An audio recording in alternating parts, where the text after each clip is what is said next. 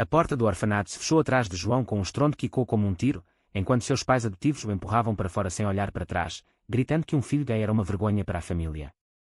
Anos depois, naquele mesmo orfanato transformado em abrigo social em Lisboa, João, agora um homem de 30 anos bem-sucedido, recebeu uma ligação desesperada daqueles mesmos pais, implorando por ajuda financeira para salvar a mãe de uma doença terminal. O choque o paralisou. Como poderia perdoar quem o abandonara aos 15 anos, deixando-o à mercê do mundo, apenas por amar outro menino? João sentou-se na cadeira dura do escritório, o telefone ainda na mão, tremendo. A voz rouca de seu pai adotivo, Manuel, ecoava em sua mente: João, por favor, sua mãe. Ela precisa de você. Não temos mais ninguém. Ele riu amargamente para si mesmo, lembrando da noite fatídica em que tudo desmoronou. Era uma noite chuvosa em Porto, onde a família morava na época. João havia sido pego beijando Tiago, seu colega de escola, no quintal. Os pais, devotos católicos e conservadores, explodiram em fúria. Você é uma aberração, gritara a mãe, Maria, enquanto Manuel arrastava as malas de João para a rua. Eles o levaram de carro até o orfanato mais próximo, sem uma palavra de adeus, apenas um cheque para a instituição e a ordem de nunca mais procurá-los. Agora, em Lisboa, João construíra uma vida nova. Trabalhando como arquiteto em um estúdio renomado, ele havia superado o abandono através de terapia e determinação feroz. Mas o passado nunca o deixara completamente. Ele vivia com Miguel, seu parceiro há 5 anos, um professor de educação física que o apoiava incondicionalmente. Miguel era o oposto de sua família, aberto, amoroso, sem julgamentos. Eles se conheceram em uma manifestação pelos direitos LGBT em Lisboa, onde João discursava sobre sua história. Miguel o abordara depois, elogiando sua coragem, e dali nasceu um amor sólido, construído sobre confiança mútua. Mas aquela ligação reabriu feridas antigas. João caminhou até a janela do apartamento, olhando o rio Tejo brilhando sob o sol da tarde. Porque agora, murmurou. Manuel explicara que Maria tinha câncer no pâncreas, estágio avançado, e o tratamento era caro. Eles haviam perdido o emprego durante a pandemia, e a pensão mal cobria as despesas básicas. Você é o único filho que temos, dissera Manuel, ignorando o fato de que o abandonaram precisamente por não o considerarem mais filho. João sentiu uma raiva borbulhante. Ele poderia simplesmente desligar, ignorar, vingar-se com o silêncio. Mas uma parte dele, a que ainda ansiava por aceitação familiar, hesitava. Naquela noite, ao contar a Miguel, o parceiro ouviu em silêncio, seus olhos castanhos cheios de empatia. O que você vai fazer? Perguntou Miguel, apertando sua mão. João balançou a cabeça. Não sei. Parte de mim quer ajudá-los, provar que sou melhor do que eles pensam. Outra parte quer que sofram como eu sofri. Miguel sugeriu que pensasse com calma, mas João já sentia a tensão crescendo. Ele se lembrou dos anos no orfanato, as noites chorando sozinho, os bullies que o chamavam de maricas abandonado, as tentativas de suicídio que quase o levaram embora. Aquilo moldara em um homem forte, mas marcado por inseguranças profundas. No dia seguinte, João marcou uma reunião com um advogado amigo, para entender suas opções legais. Você não deve nada a eles, disse o advogado, mas João sabia que não era sobre lei, e sim sobre moral. Ele começou a pesquisar sobre o câncer de Maria, calculando custos. Cerca de 50 mil euros para o tratamento inicial, mais quimioterapia. Ele tinha o dinheiro, graças a projetos bem-sucedidos, mas doá-lo significaria confrontar o passado. Decidiu visitar Porto, sozinho, para ver com os próprios olhos. Miguel protestou: não vá sem mim. Pode ser uma armadilha emocional. Mas João insistiu: preciso enfrentar isso sozinho primeiro. A viagem de trem para Porto foi agonizante. Memórias inundavam sua mente, a casa antiga no bairro de Ribeira, as festas de família onde ele se sentia um estranho, o dia em que confessou sua sexualidade aos pais, esperando compreensão, mas recebendo rejeição. Ao chegar, dirigiu-se ao endereço que Manuel dera, um apartamento modesto em um prédio decadente. Bateu à porta, o coração acelerado. Manuel abriu, mais velho, enrugado, os olhos vermelhos. João. Obrigado por vir. Maria estava na cama, pálida, conectada a um soro caseiro. Ela ergueu os olhos, lágrimas escorrendo. Filho. Me perdoe. João ficou parado, sem mover-se para abraçá-la. Por quê? Porque me abandonaram.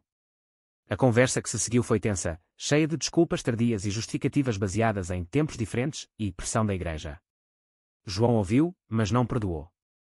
Vocês me deixaram morrer por dentro, disse ele. Manuel implorou: ajude-nos, por favor. Somos sua família. João saiu sem prometer nada, a mente em turbilhão. De volta a Lisboa, ele debateu internamente. Ajudar significaria trair sua própria dor? Ou seria um ato de superioridade moral? Miguel o aconselhou a priorizar sua saúde mental. Mas a sociedade portuguesa, ainda conservadora em partes, ecoava em sua cabeça, amigos que o elogiavam por superar, mas também olhares julgadores em eventos familiares. João começou a questionar se o abandono fora apenas culpa dos pais ou também da cultura que os moldara. Ele decidiu consultar um terapeuta, reabrindo sessões antigas. Você está pronto para isso? Perguntou o terapeuta. João assentiu, mas duvidava. A tensão crescia, e ele sabia que a decisão viria com um preço alto. Enquanto isso, Miguel notava mudanças em João, insônia, irritabilidade. Não deixe que eles te destruam de novo, disse ele.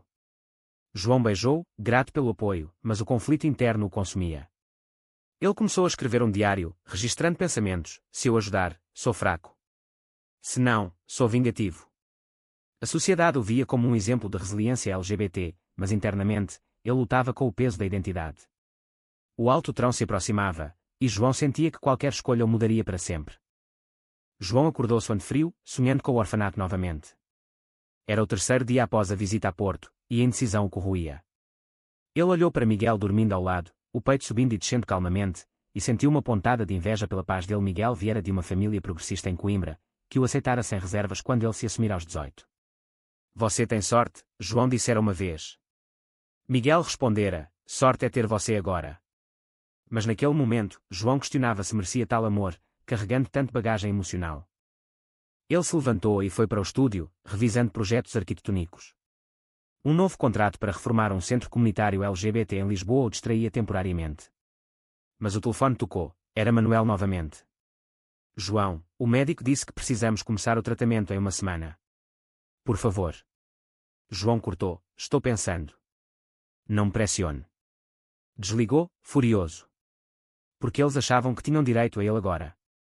Ele lembrou dos anos pós-abandono, vivendo no orfanato até os 18, trabalhando em empregos precários para pagar estudos, enfrentando discriminação em entrevistas por parecer afeminado.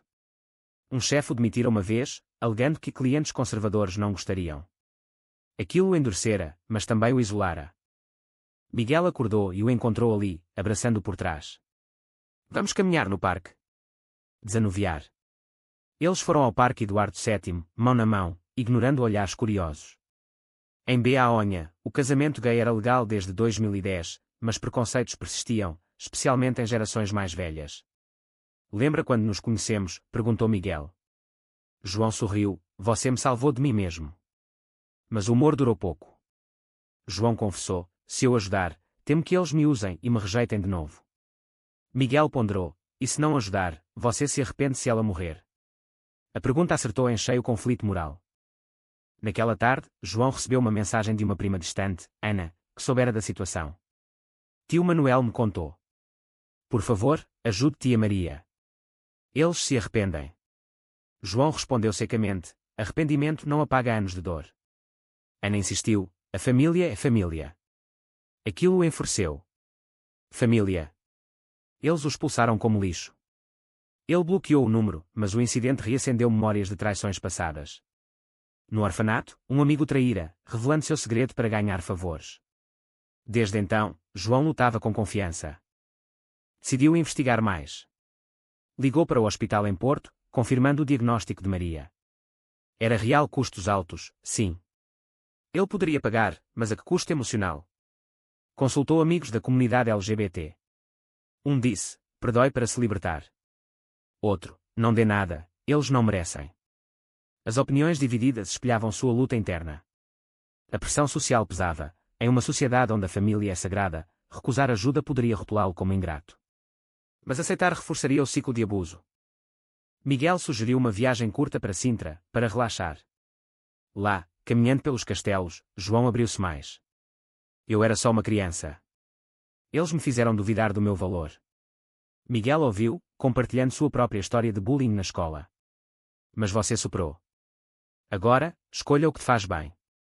De volta, João marcou outra visita a Porto, desta vez com Miguel. Preciso de apoio, admitiu. Manuel concordou, mas avisou: não traga seu amigo. João explodiu: Miguel é meu parceiro. Se não aceitam, esqueçam a ajuda. Manuel cedeu relutantemente. A viagem foi tensa. No apartamento, Maria estava pior, tossindo sangue. Ela tentou falar. João, eu errei. O padre disse que era pecado, mas agora vejo que o pecado foi de perder. João sentiu um aperto no peito. Manuel, envergonhado, evitou olhar para Miguel. A conversa virou confronto. João exigiu explicações reais. Vocês me abandonaram por medo do que os vizinhos diriam. Manuel admitiu, sim, e pela igreja. Mas perdemos tudo depois disso, amigos, paz. Maria chorou, eu te amo, filho. João duvidou, amor não abandona. Miguel interveio calmamente, talvez seja a hora de curar. Mas João saiu agitado, dizendo que pensaria. No hotel, ele e Miguel discutiram. Eles parecem arrependidos, disse Miguel. João rebateu, arrependimento por necessidade, não por convicção. A noite foi de insonia, com João questionando sua identidade, ser gay o tornara vítima, mas também resiliente. Ele decidiu, ajudaria financeiramente, mas com condições. Enviaria o dinheiro anonimamente, sem contato. Mas Miguel discordou, isso não resolve o conflito interno. A tensão entre eles cresceu, pela primeira vez. João sentiu medo de perder Miguel por causa disso. Dias depois, em Lisboa, uma notícia chocou, Manuel tentara suicídio, deixando uma nota culpando-se pelo abandono. Hospitalizado, ele pedia ver João. O ciclo de dor se intensificava. João viajou novamente, sozinho, o coração pesado. No hospital, Manuel, fraco, murmurou, não mereço seu perdão, mas salve sua mãe. João chorou pela primeira vez em anos. Por quê? Porque me odiaram tanto. Manuel confessou, não era ódio a você, era medo de nós mesmos. Aquilo abalou João, talvez os pais fossem vítimas da sociedade também. Mas o dano estava feito. Ele pagou o tratamento inicial, mas impôs distância. Ajudarei, mas não voltem a me procurar. Maria agradeceu por carta, mas João a rasgou. O ato o libertou parcialmente, mas o preço foi alto, desconfiança em relações, estresse no trabalho. Miguel o apoiou, mas notava a mudança. A alta-trão se aproximava, com mais confrontos à vista. Semanas se passaram, e o tratamento de Maria começou. João monitorava via relatórios médicos, pagando contas anonimamente através de um fundo.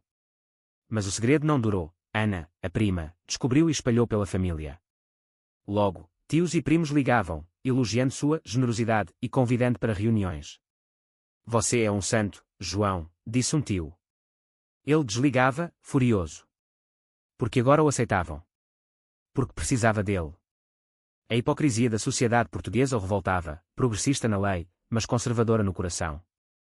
Miguel notava o estresse, você está se destruindo. Pare de se envolver. Mas João obcecava, lendo artigos sobre famílias LGBT rejeitadas. Um estudo mostrava que 40% dos jovens gays em BAO enfrentavam rejeição familiar. Eu sou estatística, pensou amargamente. No trabalho, um projeto falhou por sua distração, e o chefe o repreendeu. Concentre-se, João. Ele assentiu, mas internamente desmoronava. Então veio a traição. Manuel, recuperado do suicídio, deu uma entrevista a um jornal local, contando a história de redenção familiar. Sem mencionar o abandono inicial, pintava João como o filho pródigo que voltara para salvar a mãe. O artigo viralizou, e João foi bombardeado por mensagens. Amigos da comunidade LGBT o criticaram, você perdoou abusadores. Outros o elogiaram, exemplo de compaixão. A divisão o isolou. Miguel defendeu, ignore. É sua vida. Mas João sentiu-se traído novamente. Ligou para Manuel, porque expôs isso. Manuel defendeu, para mostrar que mudamos. João gritou, vocês não mudaram. Usam minha história para se redimir. A confrontação escalou. João viajou a Porto para uma reunião familiar forçada. Lá, parentes o cercaram, pedindo mais ajuda financeira, não só para Maria, mas para dívidas alheias. Somos sangue, disse um primo. João explodiu, sangue que me abandonou. Revelou detalhes do abandono, chocando alguns. Maria, enfraquecida, defendeu, foi um erro do passado. Mas Manuel admitiu, fizemos por pressão social. Miguel, que o acompanhara, interveio, pressão não justifica crueldade. A reunião terminou em caos, com João saindo, jurando cortar laços definitivos. De volta, o relacionamento com Miguel sofreu. Você está obcecado, disse Miguel.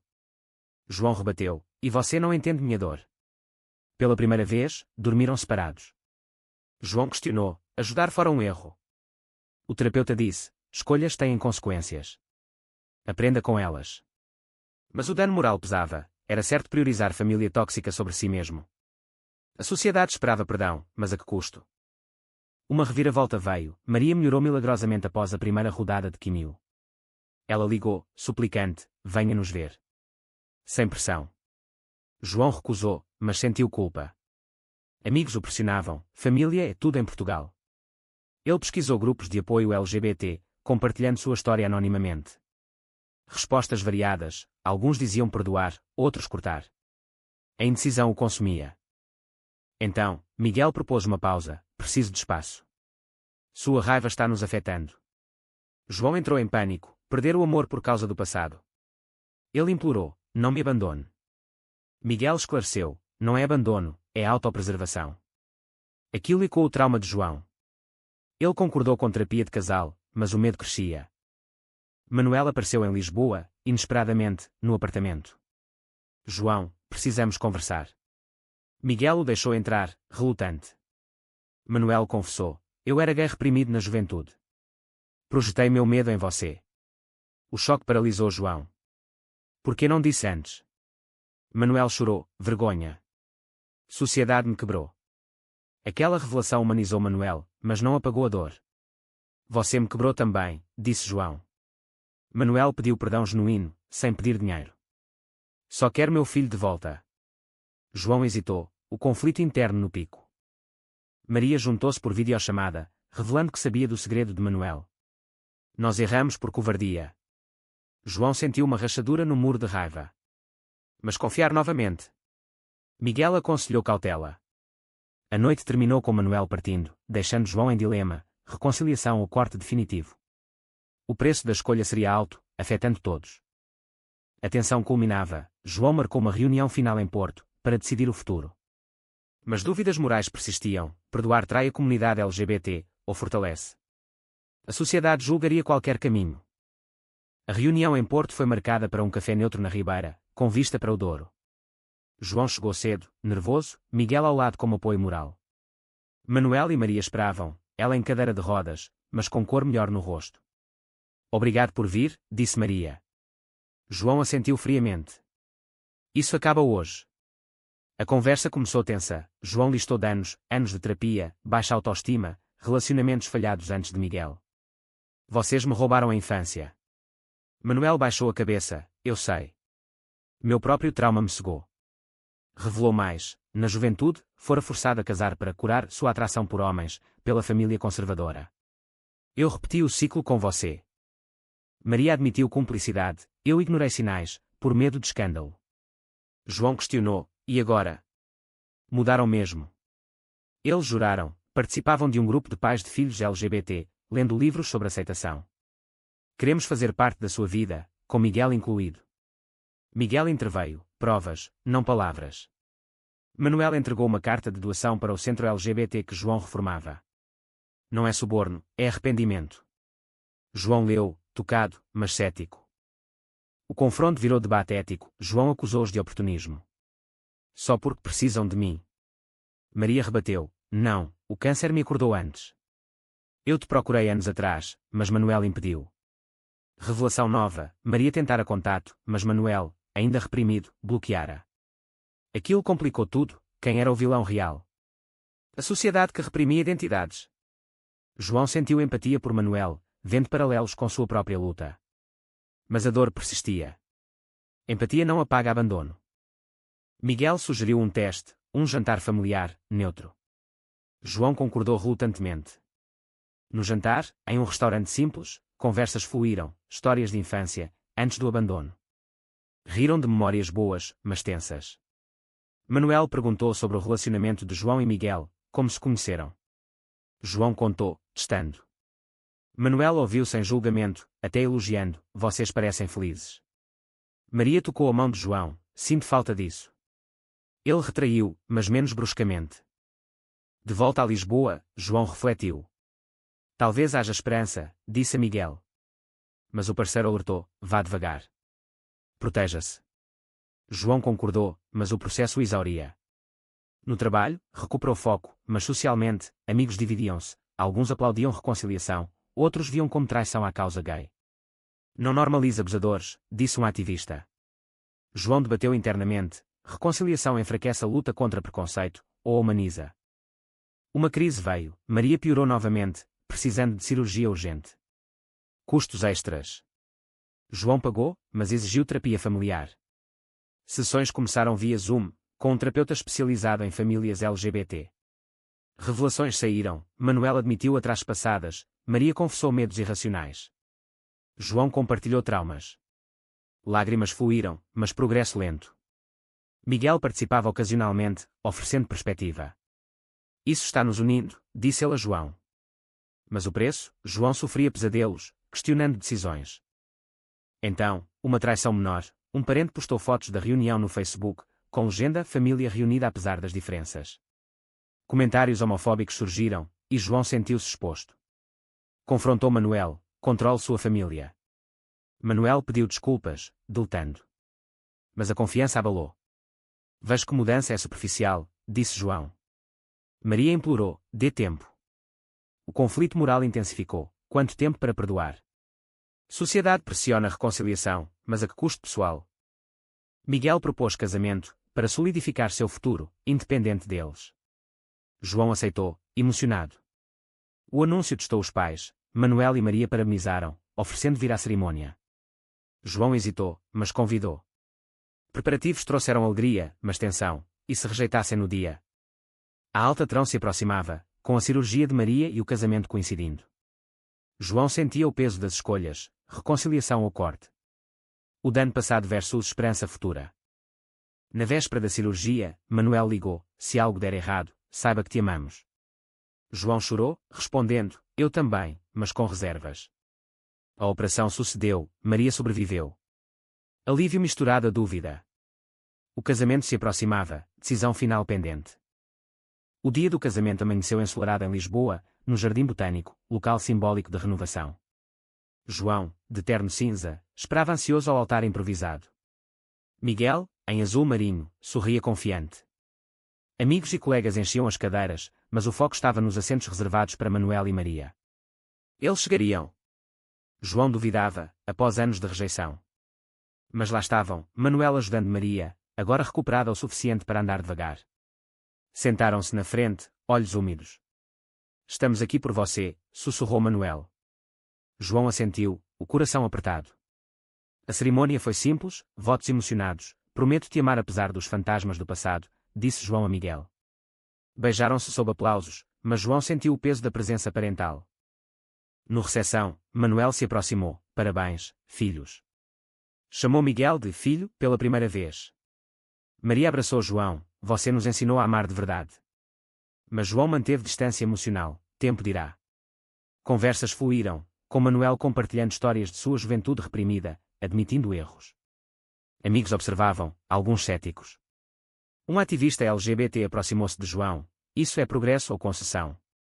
João ponderou, ambos, talvez. Meses após, a reconciliação progrediu devagar. Visitas esporádicas, chamadas semanais. Manuel juntou-se a um grupo de apoio para gays idosos, encontrando paz. Maria voluntariou em abrigos para jovens LGBT abandonados. João via mudanças reais, mas cicatrizes permaneciam. No relacionamento, Miguel e ele fortaleceram, superamos juntos. Mas João ainda lutava com confiança, questionando se o perdão fora certo.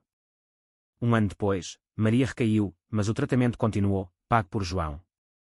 Manuel cuidava dela, grato. Em uma visita, João confrontou o final, vocês me devem uma vida sem dor. Manuel respondeu, não podemos mudar o passado, mas o futuro sim. João aceitou parcialmente, estabelecendo limites. A sociedade elogiava a história inspiradora, mas João sabia a verdade, era bagunçada, cheia de dor e escolhas controversas. Reflexões finais o consumiam, ajudar fora fraqueza ou força. Reconciliação traiu sua identidade gay, ou a enriqueceu. Ele escreveu um artigo anónimo sobre isso, gerando debates online. Amigos discutiam, perdão cura ou perpetua abuso? João concluiu que não há respostas fáceis, apenas caminhos pessoais. Com Miguel, construiu uma família própria, adotaram um cachorro, planejam filhos via adoção. O passado moldou, mas não definiu. Ainda assim, dúvidas morais persistem em uma sociedade em transição. Foi certo perdoar quem te abandonou por ser quem você é, ou o verdadeiro perdão começa em si mesmo?